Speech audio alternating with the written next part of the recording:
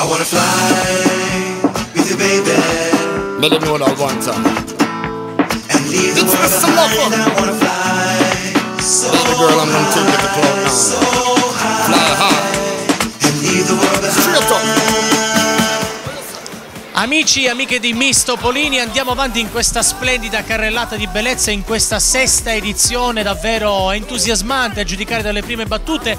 Loro sono le prime a iscriversi a questo concorso, ve la presento, il numero 12, quindi come vedete una tra le prime, nome e cognome. Martina Moders. Oh Martina, non so se riusciamo a zoomare sugli occhi, chiederei anche un applauso a mio via, pronte, via, applauso, un applauso agli occhi di questa, ha degli occhi bellissimi. Allora, raccontaci un po' di te, cara Martina, fatti conoscere al grande pubblico di Miss Topolini.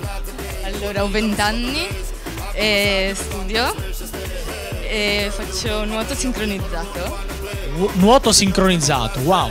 e E basta, cosa vuoi dire di più?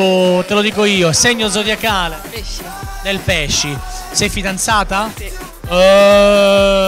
Ma proprio quest'anno che c'è Mister Topolini ti sei andata a fidanzare? Scherzo, da quanto tempo sei fidanzata? Da un anno. Vabbè, insomma, una roba. Lo vogliamo salutare, come si chiama lui? Alessandro. Alessandro, nome importante. Va bene, è un po' geloso? Sì. Cosa ti ha detto? La verità. Fai la brava, mi raccomando. No. Boh, Alessandro, voglio tranquillizzarti dicendoti che in realtà poi la tua ragazza sarà nel backstage insieme a 70-80 Mister Topolini, quindi tranquillo, tutti in costume tra l'altro, quindi stai tranquillo. Senti, progetti futuri, studi, cosa vuoi fare da grande? La nuotatrice, la modella, l'attrice?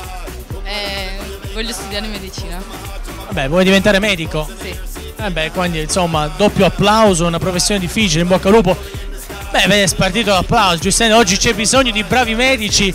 Prima volta che partecipi? Sì. Bene, allora il mio personale in bocca al lupo è quello di tutto il pubblico al quale tu adesso dovrai fare un saluto e un ciao. Ciao.